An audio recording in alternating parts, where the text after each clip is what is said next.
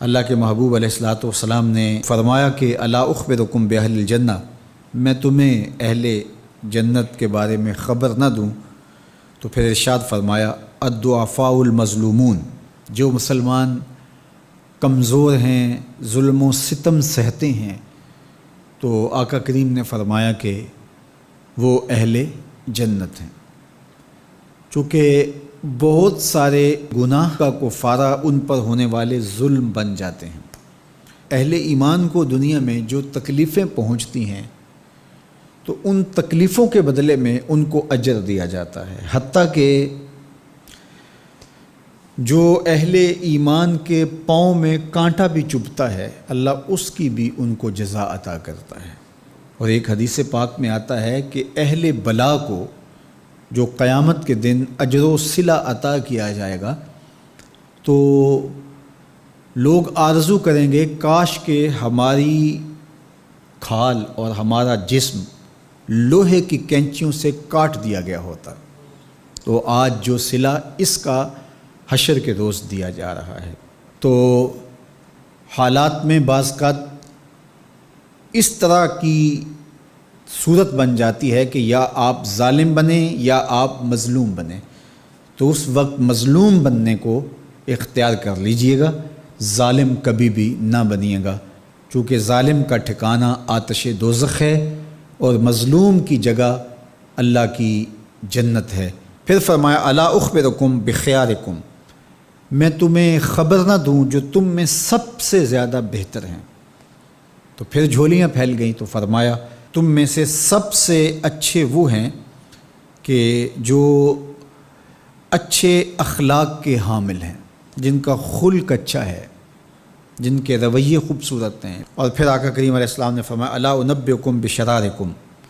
میں تم میں سے جو شریر ترین لوگ ہیں ان کی خبر دوں، السرسارون المتشدقون المتفہقون، یہ وہ لوگ ہیں کہ جب مجلس ہو رہی ہو تو سب لوگوں کو برابر بولنے کا حق ہوتا ہے، اور کچھ لوگ تکبر کی وجہ سے بولتے ہی رہتے ہیں اور وہ سمجھتے ہیں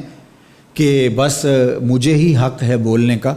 اور وہ کسی کو موقع نہیں دیتے، اور کوئی بولے تو پھر اس کی بات کاٹ کے بولنے لگ جاتے ہیں۔ المتشدقون المتفہقون، یہاں وہ لوگ مراد ہیں کہ جو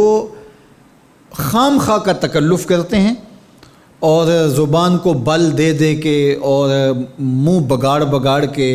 مشکل لفظ بول کے اصطلاحات بول کے لوگوں پر اپنے علم کا رعب جمانے کے لیے کہ میں بڑا بلیغ ہوں اور بڑا فصیح ہوں، اور اسی طرح کچھ لوگوں کو یہ بڑا ہوتا ہے کہ وہ فرنگی زبانیں جانتے ہیں، تو وہ عام دیہاتی لوگوں کے ساتھ بھی گفتگو کریں تو وہ مشکل سے مشکل الفاظ بولتے ہیں،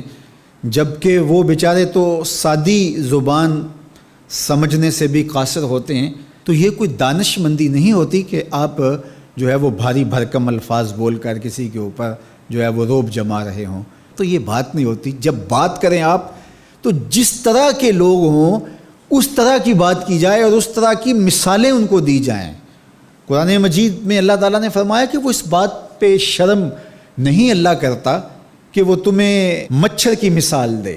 مچھر کی مثال دے کر کہ اگر تمہاری بات سمجھ میں آتی ہے، اور مکڑی کے جالے کی مثال دے کہ اگر تمہاری بات سمجھ میں آتی ہے تو اچھی بات ہے۔ دیکھو چھوٹا بچہ ہو دودھ پیتا ہو تو اس کو یخنی تو نہیں پلائی جاتی، اس کا معدہ خراب کرنا ہے، وہ برداشت نہیں کر سکتا، اس کو وہ دیا جائے جو وہ برداشت کر سکتا ہے۔ اس لیے آپ کے مخاطبین کس طرح کے ہیں، کلموا الناس علی قدر عقولہم لا علی عقولکم، میرے اور آپ کے آقا و مولا نے فرمایا جب بات کرو تو لوگوں کے فہم کے مطابق کرو، اپنے فہم اور اپنی عقل کے مطابق نہ کرو۔ علامہ اقبال علیہ رحمہ کی شاعری اور ان کا خوبصورت ادب اگر آپ دیکھیں تو اہل علم کے لیے سوغات ہے، لیکن جب چھوٹے بچوں سے مخاطب ہوتے ہیں تو پہاڑ اور گلہری کے نام سے نظم لکھتے ہیں، جگنو کے نام سے نظم لکھتے ہیں، اور بکری کے نام سے نظم لکھتے ہیں، تو یہ ان کے مزاج کے مطابق بات ہوتی ہے۔ تو یہ حسن ہوتا ہے، اصل فصاحت ہے ہی یہ ہے کہ کس سے کس طرح بات کرنی ہے۔ تو میرے اور آپ کے آقا و مولا نے فرمایا کہ یہ شریر لوگ ہوتے ہیں، تو اللہ تعالی ہم سب کو اس کی توفیق عطا